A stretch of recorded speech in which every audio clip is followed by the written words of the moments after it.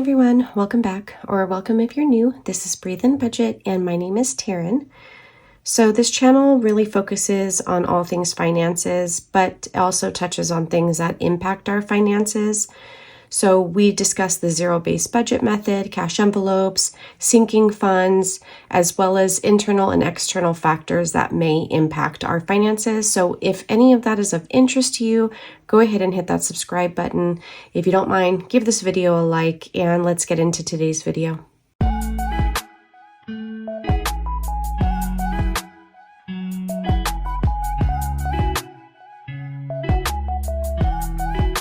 So today I'm going to just do a quick budget with me for this next paycheck.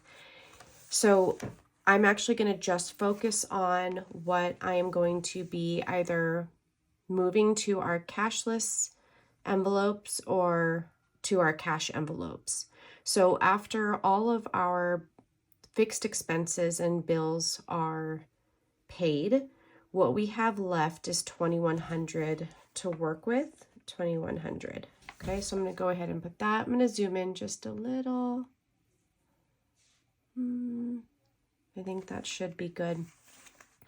So $2,100 is what we're going to work with. Again, there's a couple checks throughout the month that I generally have a little bit more flexibility to cash stuff, like our long-term sinking funds and holidays and things like that.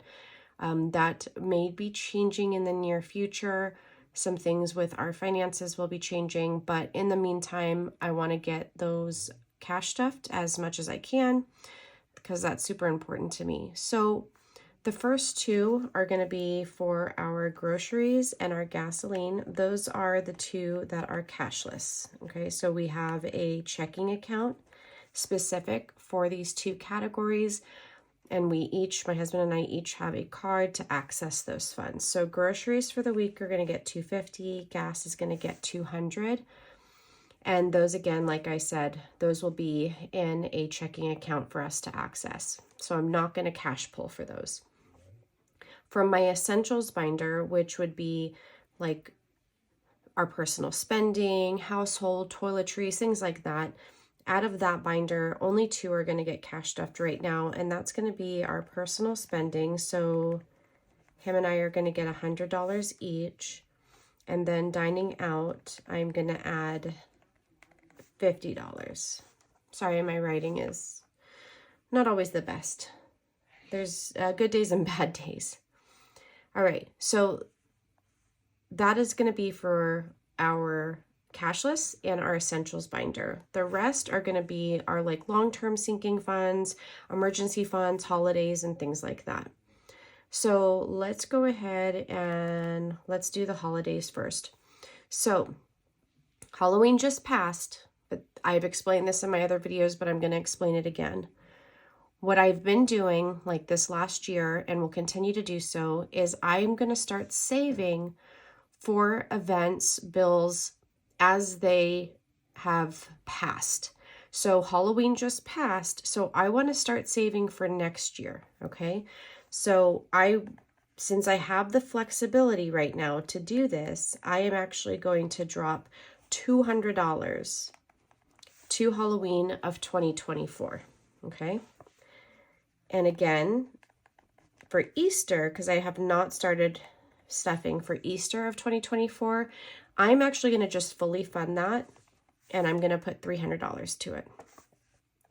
Father's Day, I want to say, only needs $100 more to be fully funded. I'm going to go ahead and do that as well. Some of these, I'm about to get into some that are like our vehicle. I already cash stuffed these, so I won't be pulling them. It's the video I posted right before this one, but I want it to be on my tracker here. So for example, let me do birthday first. I have River's birthday. River's birthday is going to get 100, and I think that should finalize the 1,000 that we're saving since this is her double-digit birthday. And I am not 100% sure yet what we're doing. She did mention combining some of her birthday money with what we have saved for Christmas to do a Disneyland trip. So I'm thinking if we book that for sometime in February, we could combine the two, but I'm still thinking about that. So that's going to cover the holidays, okay, for at least this, what I'm able to cash stuff for this right now. For Allstate, which is going to be for the Can-Am Riker insurance, I'm already cash stuffed this, but I put 105 to it. And I did, let's see, for the vehicle, I did the emergency and I did the maintenance, and I put $50 each. So I'm just going to put 100 here. So let me add this up because I'm going to move over to this section. One moment.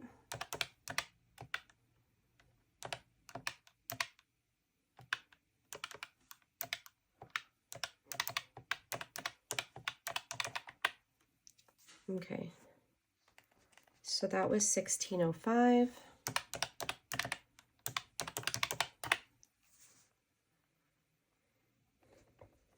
Leaves us with 495. So we're going to roll over 495 down here. And I already did vehicle registration. I already pulled for this. We did 100. We also did the roadside assistance, and I want to say we did 15 for that. And then I did $5 to the car detailing. I forget how much the table shakes when I'm writing. I apologize for that. So I think that was it for the vehicle maintenance. Yes, car detailing. Okay. So then I am going to put for our pet emergency $195. I am going to put $100 to our Roth IRA.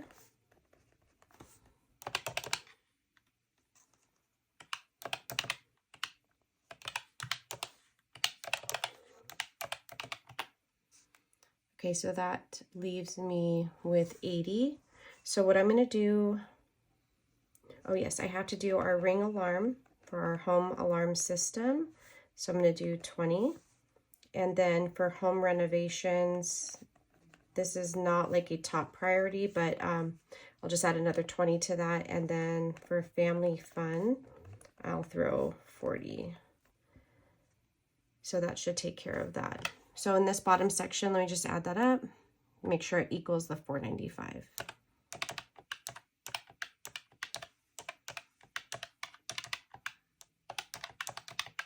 Okay, 495, leaving me with $0. So that is what a zero-based budget looks like. You have the amount you're starting with. So these are our dollars, right? And I'm giving every dollar a job, to then having 0. So that doesn't mean that I'm left with no money. I'm funding all of these categories. Okay, I'm saving for future events, future holidays, future upcoming bills, potential emergencies.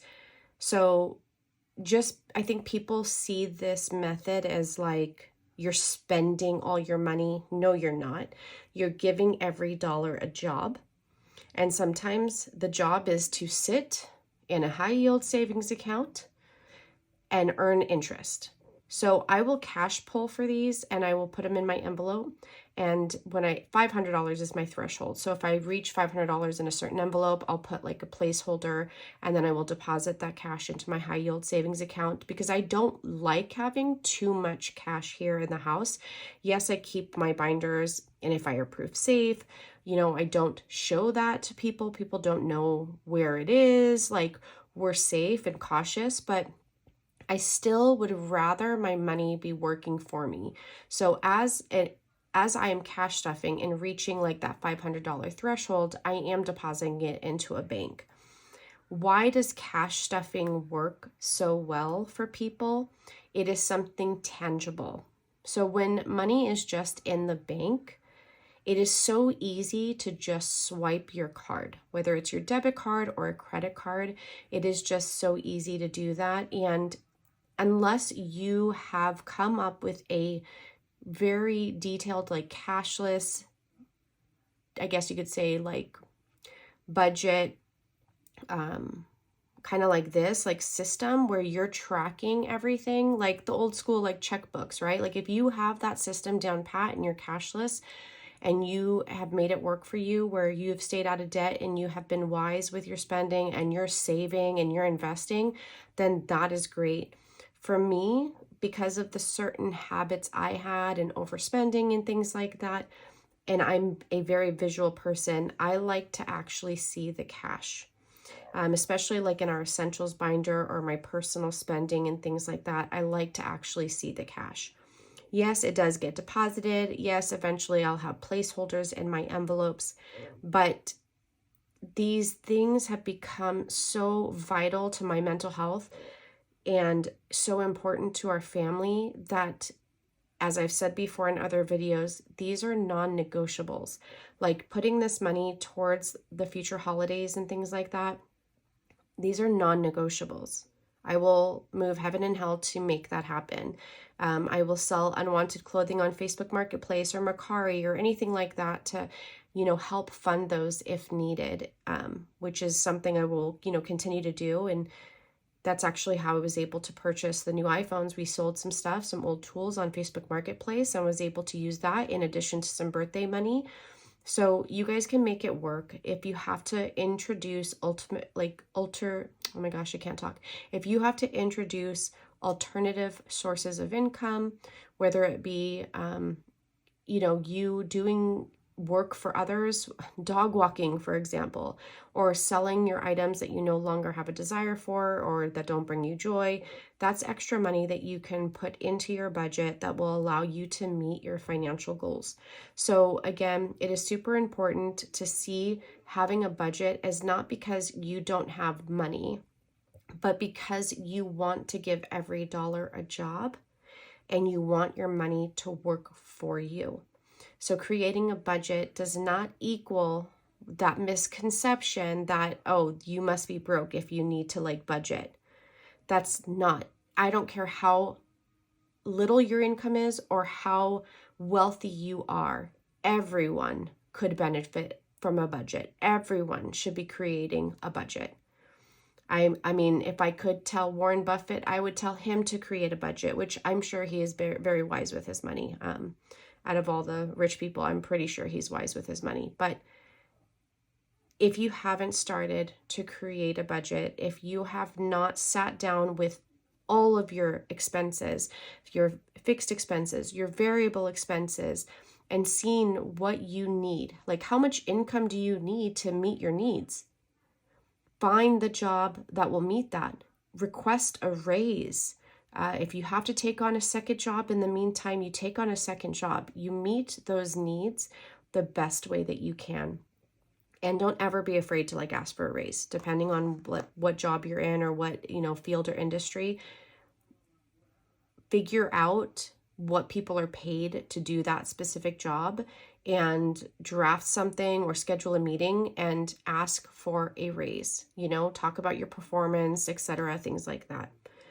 All right, so that's it for this video. Just a quick budget with me. I am going to go ahead and set up for my cash stuffing, and some of this was already cash stuffed, but I'm going to work on my denominations, like on this page for the cash stuffing. And I will see you guys in that video. Bye.